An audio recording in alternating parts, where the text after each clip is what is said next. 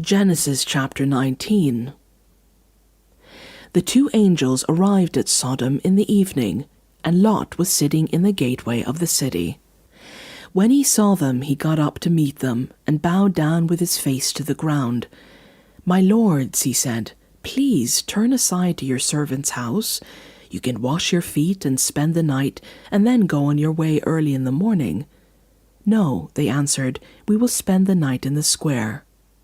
But he insisted so strongly that they did go with him and entered his house.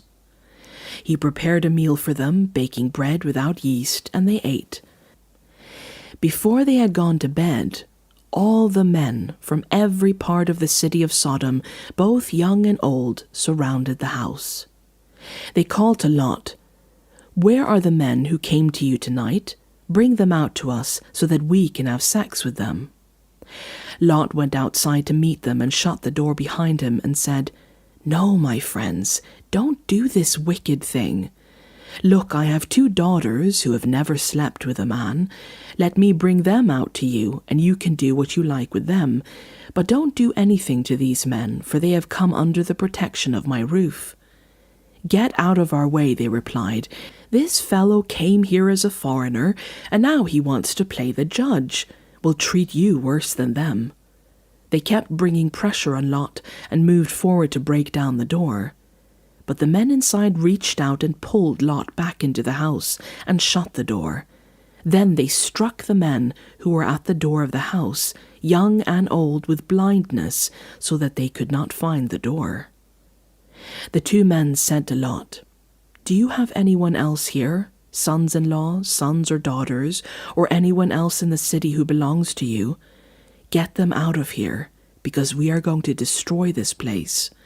The outcry to the Lord against its people is so great that he has sent us to destroy it." So Lot went out and spoke to his sons-in-law, who were pledged to marry his daughters. He said, "Hurry and get out of this place, because the Lord is about to destroy the city." But his sons-in-law thought he was joking.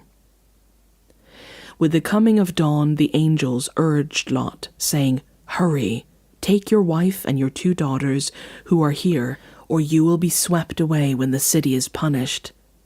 When he hesitated, the men grasped his hand and the hands of his wife and of his 2 daughters and led them safely out of the city, for the Lord was merciful to them. As soon as they had been brought out, one of them said, "Flee for your lives. Don't look back and don't stop anywhere in the plain. Flee to the mountains, or you will be swept away." But Lot said to them, "No, my lords, please. Your servant has found favor in your eyes, and you have shown great kindness to me in sparing my life. But I can't flee to the mountains. This disaster will overtake me, and I'll die. Look, here is a town near enough to run to, and it is small. Let me flee to it. It is very small, isn't it? Then my life will be spared."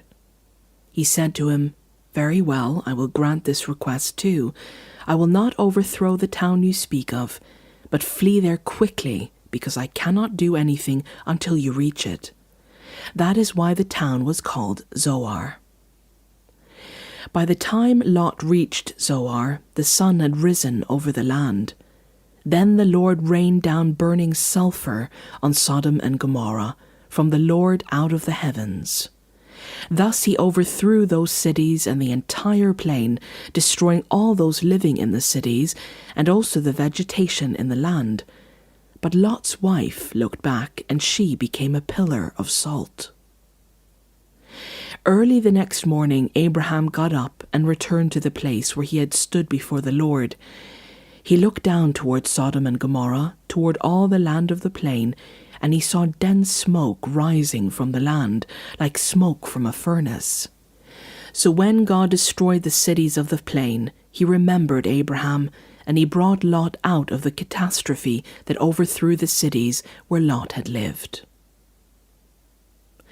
Lot and his 2 daughters left Zoar and settled in the mountains, for he was afraid to stay in Zoar. He and his 2 daughters lived in a cave. One day the older daughter said to the younger, "Our father is old, and there is no man around here to give us children, as is the custom all over the earth. "Let's get our father to drink wine and then sleep with him and preserve our family line through our father."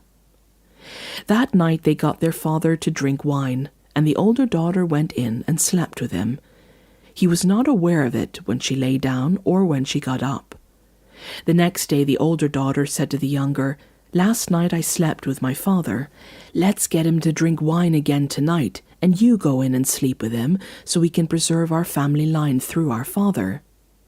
So they got their father to drink wine that night also, and the younger daughter went in and slept with him. Again, he was not aware of it when she lay down or when she got up.